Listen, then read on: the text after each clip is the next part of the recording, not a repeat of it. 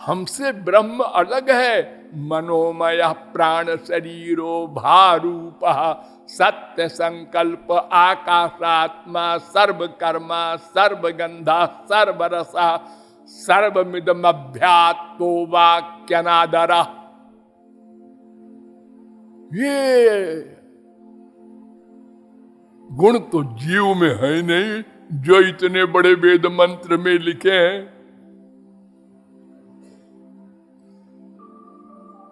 एक भी गुण नहीं है। और स्पष्ट इसके आगे फिर कहता है छांदोग्योपनिषद, एष मा आत्मा अंतर हृदय। एष माने वो भगवान, मा माने जीव, मेरा। मां माने संस्कृत में होता है मेरा, मैं का मां के बोल रहे हैं, संधि हो गई है। एष मां आत्मा, वो परमात्मा इस जीवात्मा की आत्मा है, वो पृथक है। ये है कौन जीवात्मा की आत्मा? ये है 3:14-3। अब 3:14-4 में कहते हैं एष मा आत्मा अंतर हृदय एतद ब्रह्म। 3:14-4 क्लियर कर दिया। इसको ब्रह्म कहते हैं, जो मेरी आत्मा की आत्मा है। उसी को परमात्मा भी कहते हैं। और वेदांत भी कहता है सर्वत्र प्रसिद्धोपदेशात् 1-2-1 विवक्षित गुणोपपत्तेश्च 1-2-2 शब्द विशेषात् 1-2-5 स्मृतेश्च 1-2-6। अर्थात वो ब्रह्म अलग है, जीव अलग है।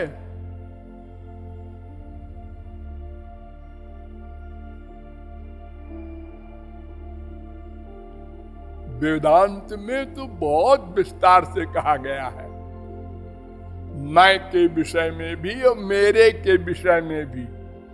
मैं के विषय में पूछा गया वेद व्यास से, ये अणु है कि शरीर के बराबर है कि सर्वव्यापक है?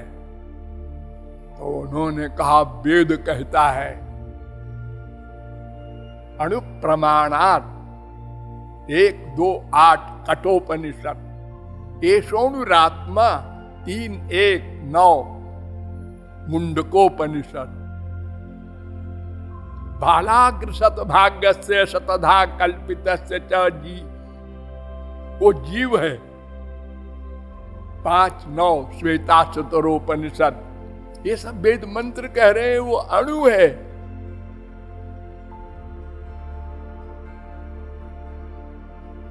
और फिर वेदांत कहता है उत्क्रांत गत्या गति नाम।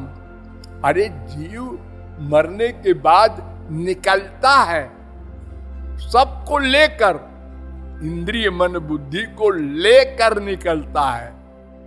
ये मोटी नहीं, एक सूक्ष्म इंद्रिय मन बुद्धि होती है, उसको लेके निकलता है, निकल कर जाता है और फिर लौटकर आता है।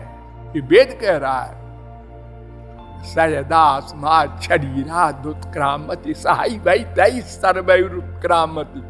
कौशिकी उपनिषद 3-4। ये वै केचास्मात् लोकात् प्रयन्ति चंद्रमसमेव ते गच्छन्ति। कौशिकी उपनिषद 1-2। तस्मात् लोकात् पुनरेत्यस्मै लोकाय कर्मणे। बृहदारण्यकोपनिषद। अर्थात वो निकल कर जाता है।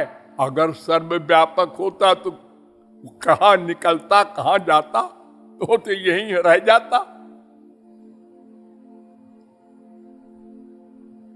और लौट के कर्म फल भोगने आता है, ये भी कह रहा है वेद।